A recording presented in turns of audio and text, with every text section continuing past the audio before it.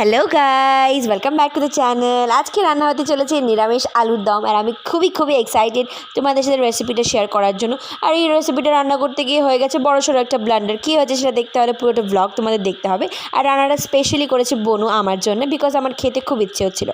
প্রথমে আমি দিয়ে দিচ্ছি তেল, তারপরে হালকা একটু নুন দিয়ে আলুগুলিকে ভালো করে সাঁতলে নিয়েছি, ভাজিনি, একদম কড়া করে ভাজিনি। তারপরে দিয়ে দিচ্ছি জিরে, তারপরে দিয়ে দিচ্ছি তেজপাতা, তারপরে দিয়ে দিচ্ছি টমেটো, আদা এবং কাঁচা লঙ্কা। এটাকে মানে পিষে নিয়েছি, মানে শিলনোড়ায় বাটিনি, জাস্ট পিষে নিয়েছি গ্রেট করে সেরে। তারপরে দিয়ে দিচ্ছি কাজু বাদাম, হালকা কাজু বাদাম এবং চিনে বাদাম দুটোকে মিক্স করে একদম গাঢ় করে বেটে ওইটার মধ্যে দিয়ে দিয়েছি, যাতে ফ্লেভারটা ভালো আসে। তারপরে দিয়ে দিচ্ছি হলুদ, লবণ, জিরে গুঁড়ো, কাশ্মীরি লঙ্কার গুঁড়ো, সব রকমের মশলা যেগুলি আমরা দিই রোজকার রান্নায়, সব কটাই আমরা দিয়ে দিয়েছি।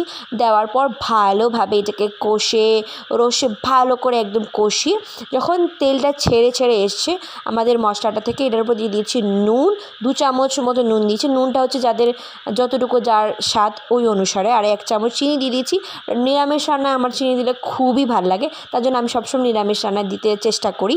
এবং তারপরে দিয়ে দিয়েছি হালকা করে জল, যেন মশলাটাকে ভালোভাবে ভাজা যায় এবং ভালো করে মিক্স করা যায়।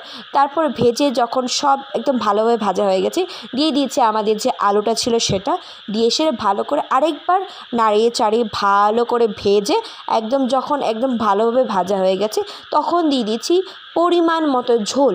ঝোলটা হচ্ছে যার যতটুকু ঝোল ভালো লাগে সেই অনুযায়ী। আমরা যেহেতু ঝোলটা কম খেতে ভালোবাসি তার জন্য কম দিয়েছি, জাস্ট আলুটা সেদ্ধ হওয়ার জন্য একটু দিয়েছিলাম।